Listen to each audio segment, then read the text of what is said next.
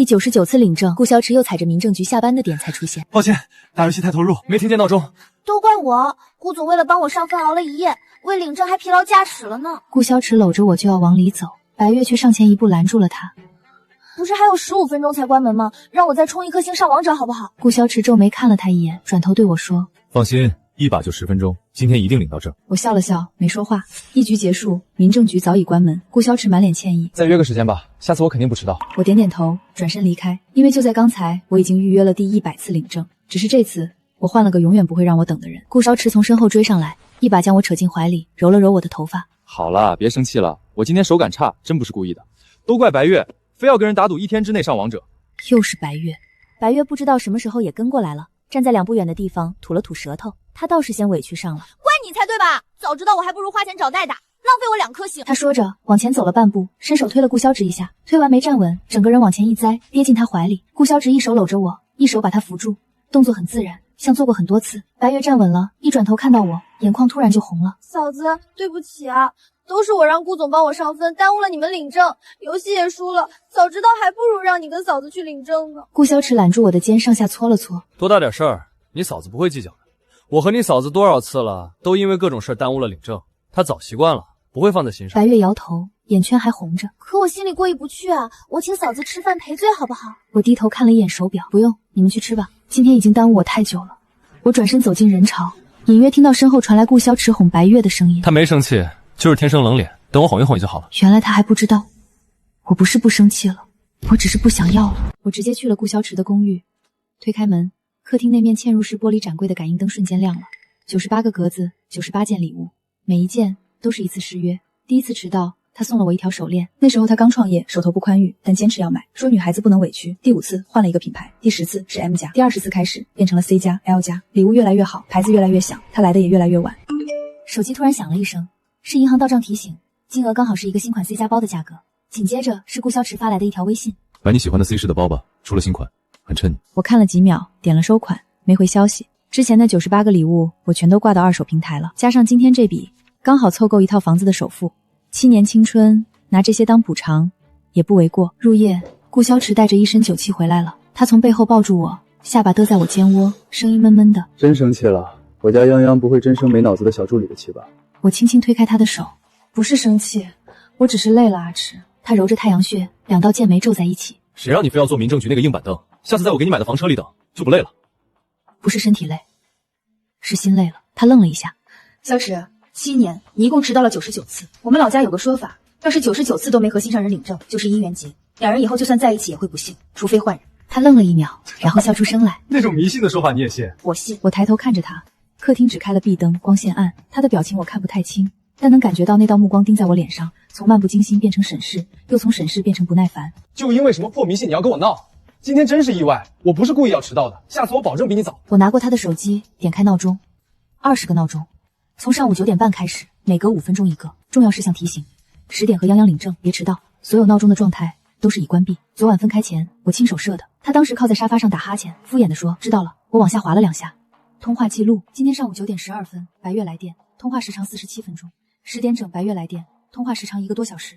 11点、12点、下午2点，一整天全是他的名字，而我的名字在列表最底下。是昨晚的，他接了没到10秒就挂了，说在忙。顾潇池看着我滑动屏幕，摸了摸鼻子，眼底终于闪过一点心虚。打游戏闹钟响的话太影响操作，白月嫌吵就帮我关了。你约下一次吧，下次我一定准。话没说完，他脸色忽然一变，捂着嘴冲进卫生间，弯腰吐了起来。我叹了口气，等他吐完，给他擦干净脸，扶到沙发上。刚要走，他突然拉住我的手，闭着眼嘟囔：“祖宗别走，我给你上分还不行吗？”我站在原地，低头看了他几秒后，默默抽出手，关上了门。拖着行李箱到新公寓的时候，已经快凌晨1点了。这套房子是我自己付的首付，自己盯的设计。客厅最里面那间房，我特意做成了电竞房，双人位，2台顶配电脑。原本打算作为婚房给顾潇池一个惊喜，现在用不上了。我收拾完东西，累到瘫软，躺在床上昏昏沉沉的睡了过去。第二天是被手机震醒的，屏幕上密密麻麻全是顾潇池的未接来电。刚准备去洗漱，顾潇池的电话又打了进来。刚一接通，他明显压着火的声音就传了过来：“你在哪儿？”新家。电话那头安静了1秒，然后他嗤笑一声：“在哪个酒店？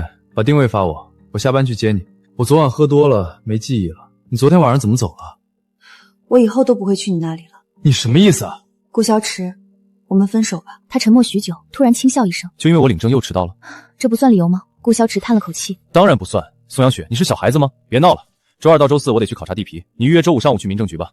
我轻轻叹气。顾潇驰，你误会了，我要跟别人领。没说完，那头响起白渊的娇笑声。顾潇驰说了一句等一下，然后电话就断了。我盯着通话结束的页面看了几秒，手机又震了一下，一笔转账，金额比昨晚那笔还大。买2个，一个背一个看。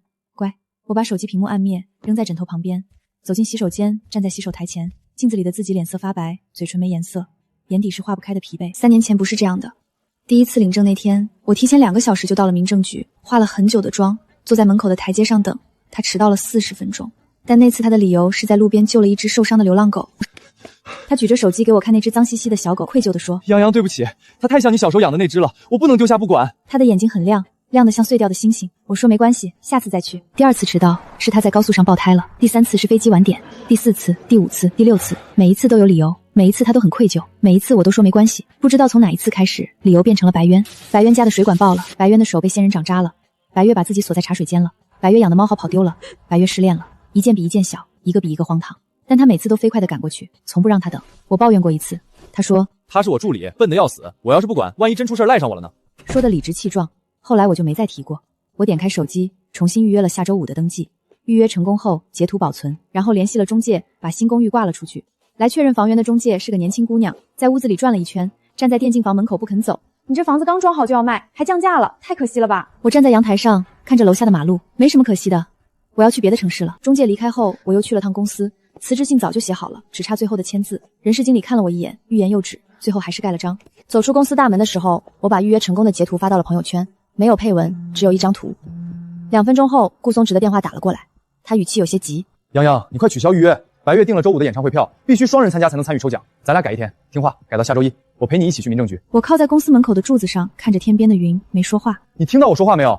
听到了。他瞬间加重了语气。听话，我们改天去领。白渊周5的演唱会取消不了，看这场演唱会是他好朋友的遗愿，我必须陪他。我攥紧了手机，还是没说话。宋阳，你安心去陪白渊，我领证和没关系，所以你不用来。电话那头安静了一瞬。我不去，你和谁领证？自己唱独角戏。之前99次你忘了吗？这周5我非要陪白月去演唱会，你要么改时间，要么自己一个人去领证。尖锐的话一下一下刺过来，我一开口才意识到自己声音沙哑。原来你知道我那99次是唱独角戏啊！电话被挂断了，几秒后又进来几条消息，我看都没看直接删掉了。傍晚，白月发了一条朋友圈，是他举着2张演唱会的 VIP 座票和顾潇志双手比心的照片，然后他私聊我，发来一段假惺惺的道歉。嫂子对不起，我又借用了顾总1天，你放心，周1我保证让顾总不失约，这次肯定和你领证。这次我没再忍，直接在微信上回复了他，你以后可以一直用你的顾总，不用跟我打招呼。白源发来语音，带着挑衅的味道。嫂子，你千万别多心啊，要不我就跟顾总说不用他去了吧。不过你说怎么这么巧呢？每次你要跟顾总去领证就会出现意外。你俩是不是八字不合呀？我认识个大师，要不要帮你算算？我按下语音键，冷冷的回复了他，那个意外就是你。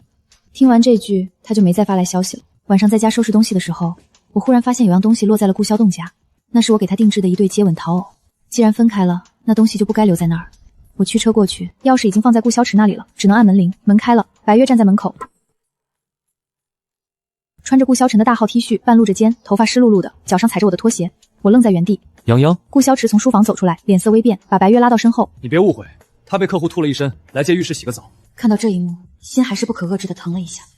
那件衬衫是我亲手给顾潇池定做的，他曾经宝贝的不得了，他发小上手抹了一下面料，都被他骂了一顿，现在却穿在白渊身上，领口还被扯坏了。我吸了一口气，抱歉，没提前打招呼，我是来拿东西的。他皱眉把我拉进去，神色间带着些许烦躁。怎么敲门？你钥匙呢？我没理他，红着眼走向白月，目光紧紧盯着他。脱了。顾桑池和白月都愣住了，我态度坚决地重复道：“那是我的衣服。”脱了。白月红了眼，伸手要解扣子，语气里充满委屈。嫂子对不起，我已经洗完澡了，马上就走。宋阳雪。顾深池拦住我，皱着眉，语气里满是指责。你别太过分了，他衣服脏了，衣柜里你的衣服又都没了，我只能借这个给他穿。你到底跟我闹什么？就因为我要去演唱会，推着给你领证？我静静地看着顾潇池的脸。19岁的顾潇池每次约会都早到10分钟，红着脸站在校门口等我。29岁的顾潇池迟到99次，只为了陪他的小助理。明明这张脸10年都没什么变化，可人变得好陌生。白渊红着眼，嫂子，我真不知道这是你的衣服。我压着胃里的恶心，摆摆手，不用说了，等你用完扔垃圾桶就行了。别啊，嫂子，你这样我好内疚，我现在就走，洗完了就还你。顾潇池拦住他，眼睛却盯着我。你别走了，客房给你住，一会儿让你嫂子给你煮点姜汤驱寒。白月盯着我的眼睛，嘴角带着得逞的笑。可以吗？我会不会打扰到你们啊？我没看他，径直走进书房，那便接吻陶偶在书架最下层落了一层灰，我拿起来用袖子擦了一下，一转身撞上顾萧驰的胸口。小粗包，还在闹脾气？你把白渊凶哭了，小姑娘委屈的不行。他声音沙哑，手不安分地挪到我腰上，我心累地推开他。我没生气，他没松手，眼底满是无奈。你是不是误会了我和白月？我和他就是上下级关系，他年纪小，不谙世事，我才多照顾一点。好了，我答应你，等陪他看完演唱会，我立刻飞回来陪你领证。到时候别说领证，你要我给你在全城放1天的烟花都行。他伸手来拿我的手机，要改预约时间。我把手机攥得更紧了。顾萧驰，你真的想多了。我离开了他家，顾萧驰没有追出来，身后传来白渊的声音：嫂子会不会真的气走了？要不我们不去看演唱会了吧？还是领证重要。别理他，都让我惯成什么了，两天自己就回来了。那顾总，我们来上分吧。2天过去了，顾萧驰没有再让我改时间，白月倒是频频发电拜。周4下午，我正在婚纱店挑选婚纱，手机轰轰的震，一看是白月发来的照片。他举着2张结婚证，坐在顾萧驰的车上。白月打来电话：嫂子，我和顾总今天刚见完客户，顺路来到民政局，恰好没人。我想着之前你俩99次都没领成，不信邪，就进去领了一下证，没想到这么简单，这么快。照片上2人穿着白衬衫站在红色背景前，笑得很好看。我忽然想起之前的99次，我都会早起化精致的妆，会提前1周节食减肥，因为想拍出最好看的照片，1次都没用上。他跟白瑶顺个道就把证领了，显得我之前的努力像个自作多情的小丑。我回了2个字：恭喜。下一秒，顾萧驰的电话打了进来。哪来的恭喜？别闹，小丫头非要帮你试一下民政局的办事效率，没想到还挺快。我现在有经验了，等我们领证的时候，我带你走流程。我突然笑了一声，他突然问道：开心了，离婚冷静期要1个月，正好这1个月我和白月出差去看演唱会，等回来办完离婚手续，就直接给你领证了。我轻轻嗯了一声，祝你得偿所愿。第2天，我和未婚夫在临市的民政局门口见面，他到得很早，脸上挂着干净的笑，给我递来一杯热奶茶。走，领证去。拍照、填表、打印、盖章，走完所有流程一共5分钟。7年2000多个日夜，顾萧驰却抽不出这5分钟。手机突然响了，是顾萧驰打来的。我到机场了，准备去沪城看演唱会。他的语气似乎带上了些失望。我都要出发了，你就没有什么别的想说的？有，我轻轻开口。你说的对，领证真的很快。我把结婚证的照片给他发了过去。顾舒驰盯着手机屏幕看了很久，结婚证照片上宋阳雪的名字清清楚楚，红底照片也清清楚楚。他第一反应不是慌，而是笑，笑得有点冷，又有点像被人冒犯了。他点开语音，语气轻松的像在哄一只闹脾气的猫。宋阳雪在哪儿 P 的图？看着还挺像真的。发完，他又补了一句：行了，我不跟你说了，上飞机了。语音发出去后，宋阳雪没有回。顾萧驰把手机按灭，往登机口走了2步，又忍不住重新点亮屏幕。那张照片还安安静静躺在聊天框里，他放大又缩小，钢印、证号、日期，每一处都像真的。可怎么可能是真的？宋阳雪等了他7年，等了99次领证，他连婚房里那间电竞房都亲自盯着装完了，连他的键盘摆哪边都要问他意见。他怎么可能说结婚就跟别人结婚？顾萧驰嗤了一声，把手机塞回口袋，可脚步却慢了下来。他卖掉那些包的时候，他以为他是在赌气，故意让他心疼。他搬走的时候，他以为他是在等他低头，等他去接。他辞职的时候，他以为他不过是想让他知道，他这次真的生气了。甚至他不吵不闹，不哭不骂，连一句质问都没有。他也只当他学聪明了，知道冷处理比歇斯底里更能拿捏他。可现在那些被他随手溜开的细节，像一根根细针，忽然扎回了他心口。白月拖着行李箱小跑过来，额头上出了点汗。顾总，差点赶不上了。他看见顾萧驰脸色不对，小心翼翼凑近。是宋阳雪又跟你吵架了吗？顾萧驰下意识皱眉。没有。白月咬了咬唇，声音放轻。那就好，我还以为因为我你们又不愉快了。要不我还是不去演唱会了吧，免得宋阳雪误会。顾萧驰本来已经摸出手机，想给宋阳雪打个电话，听见这话，他手指一顿。他抬眼看向登机口，广播已经在催促最后一批留的游客登机。现在回去做什么？去问宋阳雪那张图是真是假？如果是假的，他这一回头，不就等于承认自己被他拿捏住了？如果是真的，这个念头刚冒出来，就被顾萧晨狠狠压了下去。不可能，宋阳雪没有那个胆子，也没有那个本事。他不过是太清楚他今天要陪白月去演唱会，所以故意挑这个时候发一张图，想逼他丢下白猿去找他。顾萧驰冷着脸收起手机，走吧。白月眼底闪过一点亮，立刻跟上来。顾总，你真好。顾萧驰没有接话。飞机起飞后，手机切了飞行模式。顾萧驰靠在椅背上，闭着眼，却怎么也睡不着，耳边全是宋阳宇那句平静到不像他的话。领证真的很快，他以前不是这样的。以前他只要晚到10分钟，宋阳雪都会打电话问他到哪儿了，语气里藏不住委屈。后来他迟到1小时，他还会红着眼眶等在民政局门口，说再等等也没关系。再后来，白渊一次次出事，宋阳雪一次次等到工作人员下班，他转账，他收，他送包，他也收。他以为这就是翻篇。顾萧晨睁开眼，胸口莫名发闷。飞机落地后，白月兴奋地打开手机。顾总，今晚的票位置特别好，歌手有互动环节，说不定还能上大屏呢。顾萧驰心不在焉地嗯了一声，刚关掉飞行模式，发小的语音就弹了出来，一连3条。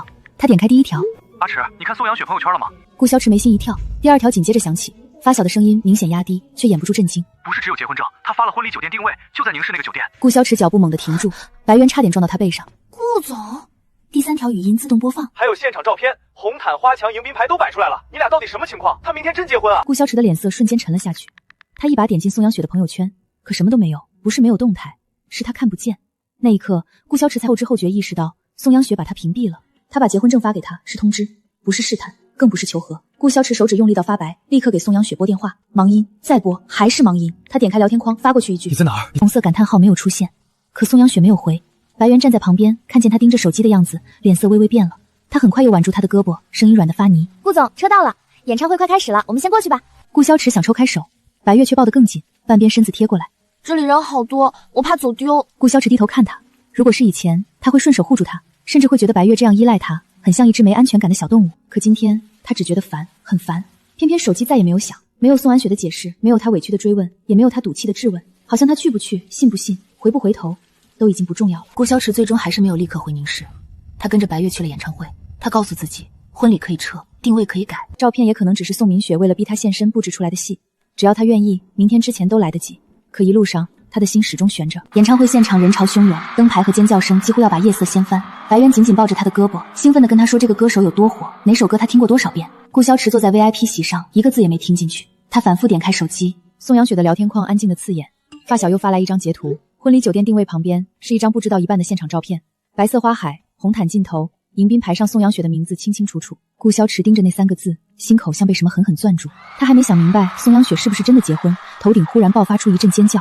下一秒，演唱会大屏切到 VIP 席，粉色爱心特效骤然落下，把顾潇池和白月牢牢框在中央。舞台上的演唱会歌手笑着举起话筒：哇，今晚这对情侣也太般配了吧！来，全场一起见证情侣接吻倒计时。全场的欢呼声几乎要掀翻屋顶，粉色爱心框在大屏上不停闪烁，镜头死死定在顾潇池和白月身上。演唱会歌手举着话筒笑着倒数，台下无数人跟着起哄。3、2、1。白月的脸在大屏里被放得很大，眼尾泛红，唇角却压不住的往上扬。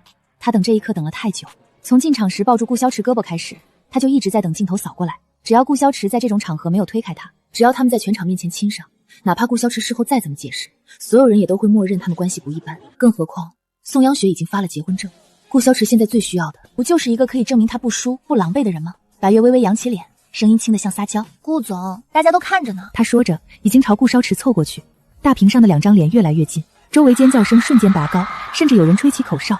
顾潇池却在他靠近的那一秒，像是被什么东西猛地刺醒。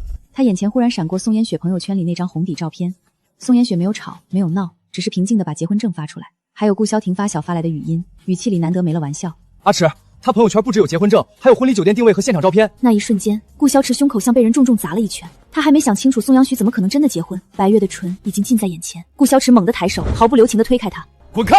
白渊猝不及防，被推得往旁边踉跄2步，差点撞上座椅。他脸上的笑僵住，眼眶瞬间红了。大屏还没有切走，他狼狈的样子被全场看得清清楚楚，欢呼声像被人拦腰斩断。四周安静了一瞬，随即响起零星的警告和窃私私语。白月咬着唇，像是受了天大的委屈。顾总，你怎么对我这么凶？他这句话一出口，周围人的目光更暧昧了。顾潇池脸色铁青，凶。他抬头看了一眼大屏，镜头里他的表情冷得吓人。我们是情侣吗？你就过来亲我。白月的脸刷得白了，他慌忙去抓顾潇池的袖口，声音发颤。我只是觉得气氛都到这儿了，大家也都是开玩笑的。顾总，我没想那么多。顾潇池垂眼看着他抓上来的手，以前白月也这样，在宋阳雪面前，他会怯生生地躲到他身后，说自己刚来这个城市，什么都不懂。在公司里，他会拿着文件红着眼说怕做错，求他再教一次。每一次他都觉得只是顺手照顾一个没脑子的小助理，可现在他站在全场的镜头下，主动把脸凑上来。顾潇池忽然觉得可笑，他一把抽回手。你没想那么多，还是想的太多。白瑶眼泪顿时掉下来。顾总，我真的没有别的意思，是镜头突然扫到我们，我也吓到了。这么多人看着呢，你给我点面子好不好？他说的柔软又可怜，仿佛只要顾潇池再冷一句，就是他不近人情。可这一次，顾潇池没有像从前那样皱眉替他是收拾残局，他冷冷看着他。面子？你自己不要脸，还怪别人不给你面子。白月整个人僵住，这句话比那一推更重。他一直仗着顾贤池的纵容，把自己放在一个特殊的位置上，不是女朋友，却能让他一次次溜下宋安雪来照顾他；不是顾太太，却能穿宋阳雪的衣服和拖鞋；不是情侣，却敢在全场镜头前凑上去亲他。他以为这些暧昧只要没人戳破，就永远可以披着可怜和无辜的皮。可顾潇池当着所有人的面把那层皮撕开了，周围的议论声越来越明显。不是情侣啊，那他刚才怎么还主动亲？这也太尴尬了。白月低下头，眼泪掉得更凶，肩膀轻轻发抖，像是想用哭声把局面拉回从前。顾总，我只是怕你难堪。顾潇池听见这句话，胸腔里的烦躁更甚，怕他难堪。如果他真的怕他难堪，就不会在他刚收到宋阳雪结婚消息心神不宁的时候，把他推到这种骑虎难下的位置。默认他就等于承认和白月关系不清不楚，拒绝他就要在全场面前撕破这场暧昧。白月看似被动，其实早就替他选好了路。舞台上的演唱会歌手也察觉不对，连忙举着话筒打圆场。哎呀，看来我们这对不是情侣，是我误会了，大家别起哄了啊。台下有人笑，有人嘘。演唱会歌手尴尬地看向大屏，又补了一句：主要是这位白月小姐之前私信我们，说想给顾萧池先生一个惊喜，求我们情侣大屏一定要扫到他们。我还以为两位是正在暧昧期的小情侣呢。白月猛地抬头，脸上最后一点血色褪得干干净净。顾萧池也在这一刻彻底冷了脸，他转头看向白月，一字一句问：所以这场接吻不是巧合？白月，你还瞒了我什么？歌手一句话把白月最后那点无辜撕得干干净净。顾萧池盯着他，声音冷得像结了冰。接吻上屏是你安排的，那之前呢？白月脸上的血色一点点褪去，周围还亮着大屏，许多人的目光落在他们身上。他下意识去抓顾萧池的袖口。顾总，我们先走好不好？这么多人看着，我真的很害怕。顾萧池没动。我问你，那99次领证，宋央雪一次次等我，你是不是也插过手？白月指尖一僵，他摇头，眼泪说掉就掉。没有，我怎么可能？顾总，你不能因为今天这件事就把所有错都怪到我身上。我只是太喜欢你了，我看不得你和他领证。话出口，他自己都愣住了。顾萧池的眼神彻底沉下去，一时糊涂。白月慌忙改口：不是，我不是那个意思，我只是每次真的有事，痛经是真的，发烧是真的，文件出错也是真的。我没有逼你来，是你自己心疼我，是你自己一次次选择我的。顾萧池像被什么狠狠扇了一巴掌，他忽然想起宋央雪站在民政局门口给他打电话的声音，一开始还温柔，后来压着委屈，再后来只剩下安静。他那时候总觉得他懂事，他会等。白月哭着说一句疼，他就能让宋央雪在冷风里等到民政局下工。白月说文件急，他就能把领证改期。白月说人生地不熟，他就能理所当然丢下准备嫁给他的人。99次不是意外，是被他纵容出来的一条伤害链。顾萧池喉结滚了滚，眼底第一次有了清晰的慌乱。白月见他沉默，以为还有机会，扑过去抱住他的腰。阿池，我承认我嫉妒他，可我是真的爱你啊！他有你7年，我什么都没有，我只是想让你看看我，哪怕一次也好。顾萧池用力掰开他的手，别这么叫我。白月脸色一白，可我们已经领证了。他声音发抖，却死死攥住这个筹码。就算只是试流程，我们现在也是合法夫妻。顾萧池，你不能这么对我。顾萧池看着他，忽然笑了一声，那笑没有半点温度。你还敢提领证？白月不敢说话了。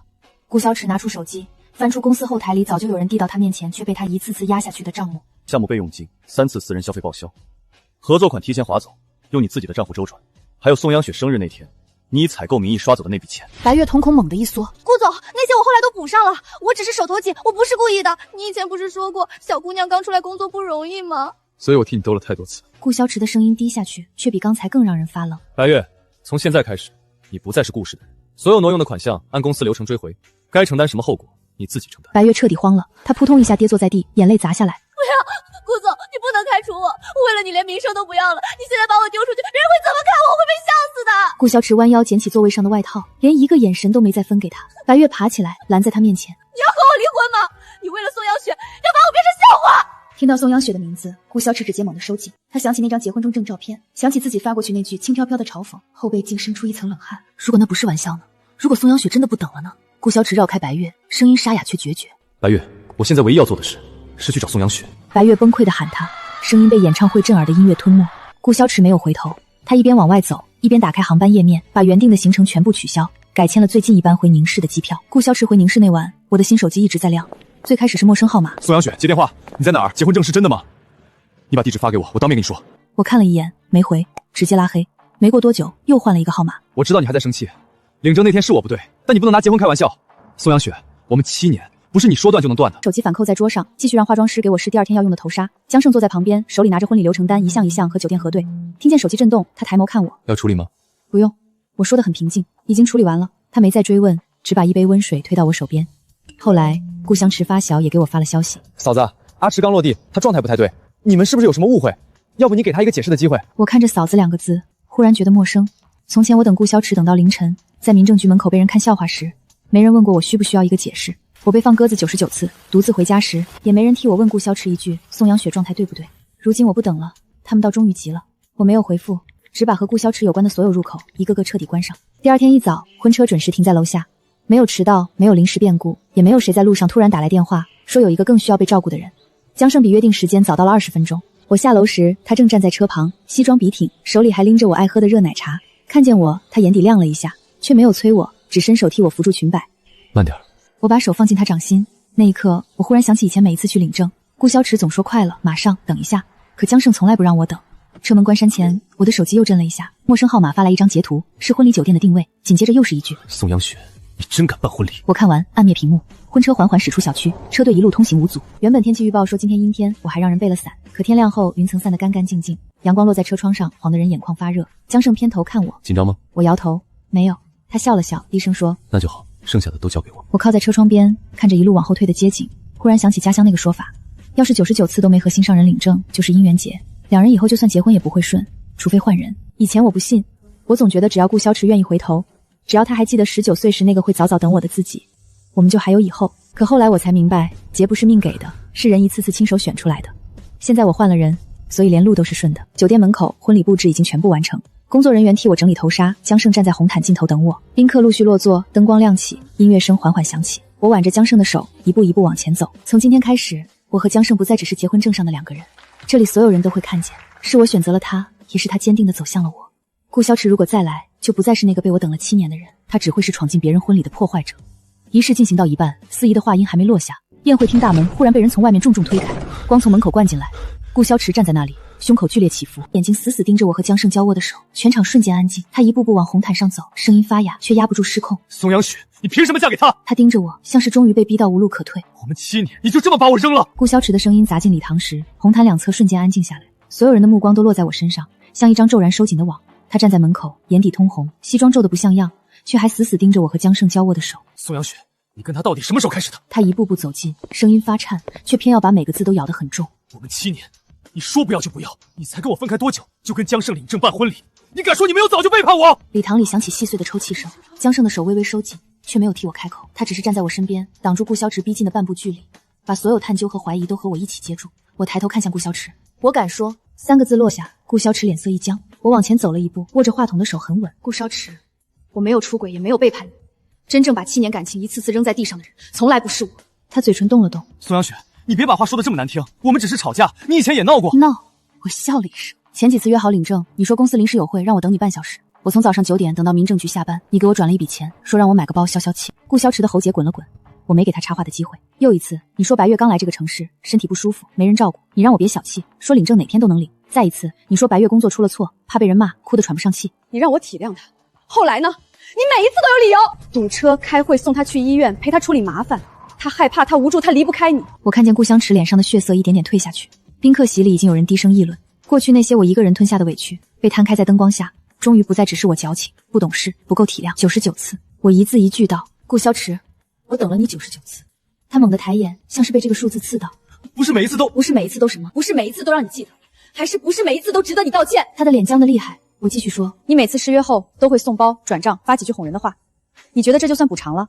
可你有没有想过，我穿着准备好的衣服，拿着户口本和证件，一个人坐在民政局门口，被一对对新人从身边经过时看着是什么滋味？礼堂里彻底静了，我听见自己的声音在空旷的厅里回荡。有人问我，姑娘，你对象是不是不来了？有人好心提醒我，别等了，今天快下班了。也有人看着我笑，说现在还有人被放鸽子放到民政局。顾潇池的眼眶红了，他上前半步，声音低下来：洋洋，我不知道。不知道，是因为你从来不需要知道。我看着他，我给你打电话，你嫌我催，你说我不懂事，说白月只是个小助理，说他可怜，说我跟你7年了，应该比他更懂你。顾潇池哑声道：我那时候只是觉得你会等我。是啊，我点头。所以你一次次让我等，你知道我会等，知道我舍不得，知道只要你回头说2句软话，我就会把委屈咽回去。江胜始终没有说话，他只是把手帕递到我掌心，动作很轻，像是怕打断我把伤口揭开的权利。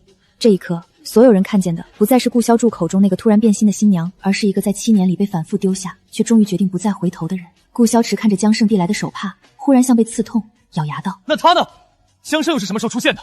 你敢说你们之间清清白白？我抬眼看他，顾潇池，你最该问的不是江胜什么时候出现。我握紧话筒，声音冷到发颤。你最该问的是，为什么我从民政局一个人离开的时候，身边不是你？顾潇池怔住，我看着他，一字一句说：那天我从民政局出来，天已经黑了，我一个人等到工作人员都下班，等到门口没人，等到我终于相信你不会来了。我打车没打到，沿路往外走，有人从后面跟了我很久。一开始我以为只是同路，后来我加快脚步，他也加快，我拐弯，他也拐弯。我给你打电话，第一通你没接，第二通你接了，你说你马上来，让我别急。顾潇池的眼神晃了一下，我笑了一声，我当然不敢急，我怕我一急，后面的人就知道我害怕。宾客席里传来压低的吸气声，江胜忽然往前半步，站到我身侧，挡住顾潇池投来的视线。我看着他的侧脸，心口那点旧伤终于不再发紧。后来那个人追上来，我挣扎的时候受了伤，是江胜出现拦住了那个人，陪我去报警，又陪我去医院。我顿了顿，目光落在顾潇池身上，从头到尾，他没有问我为什么一个人在那里，没有问我是不是跟男朋友吵架，也没有趁机说一句难听话。江胜低声叫我泱泱，我反握住他的手，他只是把外套披给我，告诉我别怕，先报警，先去医院。礼堂里安静的只剩呼吸声。我看向顾潇池，一字一句说：顾潇池，那天我最狼狈、最害怕、最需要有人来的时候，来的不是你。顾潇池脸上的血色终于退干净，他像是想反驳，可喉结滚了几下，什么都没说出来。你知道你那天在哪里吗？顾潇池的瞳孔骤然收缩，我把他曾经亲口说过的话一句一句还给他。你说白月肚子疼，你再给她热敷。你说等红糖水好了，你就来找我。你还说能不能别催？白月疼的都快休克了。每说一句，顾潇池的脸就白一分。那些他曾经用来敷衍我的话，此刻像一巴掌一巴掌扇回他自己脸上。我盯着他，所以你不是来不了，你是选择不来。不是这样的。顾潇池声音低得几乎听不见。那是哪样？他张了张嘴，可红糖水三个字像一根钉子，把他所有辩解都钉死在原地。那天他在白月家里守着锅里的红糖水，一遍遍告诉我快了，而我在民政局外从天亮等到天黑，最后带着伤口被江胜送进医院。顾潇池终于想起来了，他想起自己那天嫌我催得烦，想起白月靠在沙发上红着眼叫他顾总，想起他低头搅着那杯红糖水时还理所当然地觉得我会等。他的手垂在身侧，指节一点点攥紧，又无力松开。宾客席里不知是谁先低声说了句太过分了，紧接着更多压议论声响起，那些目光不再落在我和江胜身上，他们全都压向顾潇池。顾潇池的脸色一点点灰下去，像终于被那杯红糖水烫醒了。他站在红毯尽头，刚才冲进来时的笃定和愤怒全没了，喉结滚了几下，却一个字都说不出来。我看着他，不是心疼，也不是痛快，只是觉得这一刻来得太晚。顾潇池忽然抬手捂住脸，声音发哑：那天你给我打电话的时候，是不是已经出事了？我没有回答。江胜握住我的手，指腹轻轻压了压，像是在告诉我不用再替任何人解释。顾潇池自己也明白了，他踉跄了一步，低声笑了一下，笑得比哭还难听。我当时还嫌你烦，我说你能不能别催了，可你那个时候……他猛地闭上眼，后半句话像是卡在喉咙里，怎么都吐不出来。现场安静的只剩下他粗重的呼吸声。刚才还在窃窃私语的宾客，此刻没有一个人在开口。顾潇池看向我，眼眶红得吓人。宋阳雪，我不知道。我打断他，你知道不知道都不重要。我看向满堂因为他闯入而被迫停下的婚礼。顾潇池，今天是我的婚礼，不是你的忏悔会。你已经抢走过我99次期待，别连这一场婚礼也要用你的崩溃抢走。顾潇池浑身一震，他像是被这句话定在原地，眼底那点想要靠近的光彻底灭了。江胜上前半步，挡在我身侧，没有动手，也没有说重话，只是平静地看着顾潇池。你如果真的觉得对不起他，就把该说的话说完，然后离开。顾潇池看着江胜，嘴唇动了动。刚刚他看江胜的眼神里有敌意，有不甘，甚至有高高在上的审视，可现在什么都没了。他低下头，像终于承认自己才是那个彻底迟到的人。过了很久，他转身面向满场宾客，他的声音不大，却足够让所有人听清。对不起，今天是我失态，打扰了宋阳雪和江胜的婚礼。他顿了顿，指节用力到发白。这7年是我对不起她，她嫁给江胜是她该有的新生活，我没有资格再拦。那一刻，我听见有人轻轻叹气，也有人把目光从顾潇池身上移开，重新看向我和江胜。那些原本裹着看热闹意味的视线，终于变得干净。顾潇池回头看我，眼神里还残留着不甘，可更多的是狼狈的清醒。宋央雪，他叫我的名字，我没有应。他苦笑了一下。新婚快乐。说完，他转身往外走，每一步都很慢。可这一次，他没有回头。厚重的宴会厅门在他身后合上，隔绝了他所有未说完的话。顾潇东离开后，婚礼现场安静了很久。江胜握住我的手，没问我还疼不疼，也没催我笑，只是把戒指重新递到我掌心，低声说：“继续吗？”我看着他，点了点头。这一次，没有人迟到，没有人临时离场，也没有人让我站在原地等一个永远说马上的答案。婚礼继续进行时，白月那边的消息传了过来。顾潇池离开酒店后，第一件事不是去找他，而是让公司把他开除通知发了出去。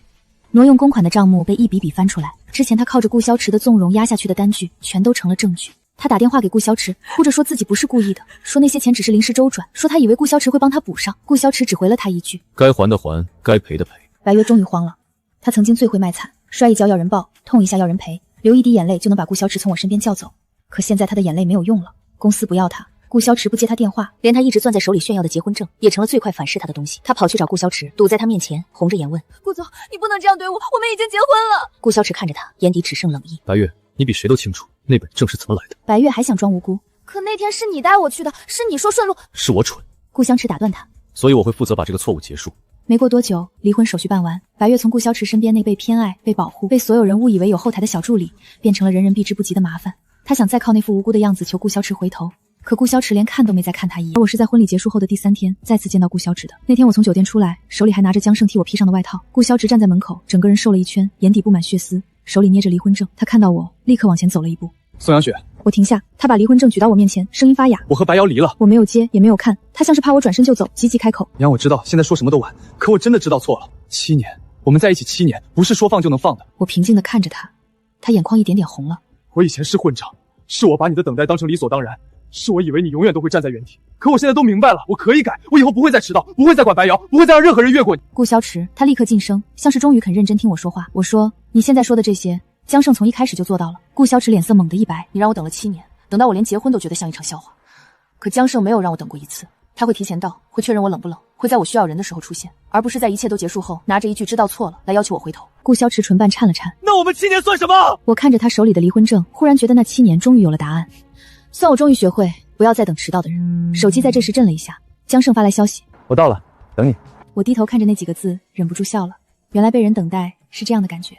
顾湘池也看见了，他下意识伸手，像是还想抓住我。我往后退了一步。顾萧池，这是我最后一次和你说清楚，我不会和你复合，也不会回头。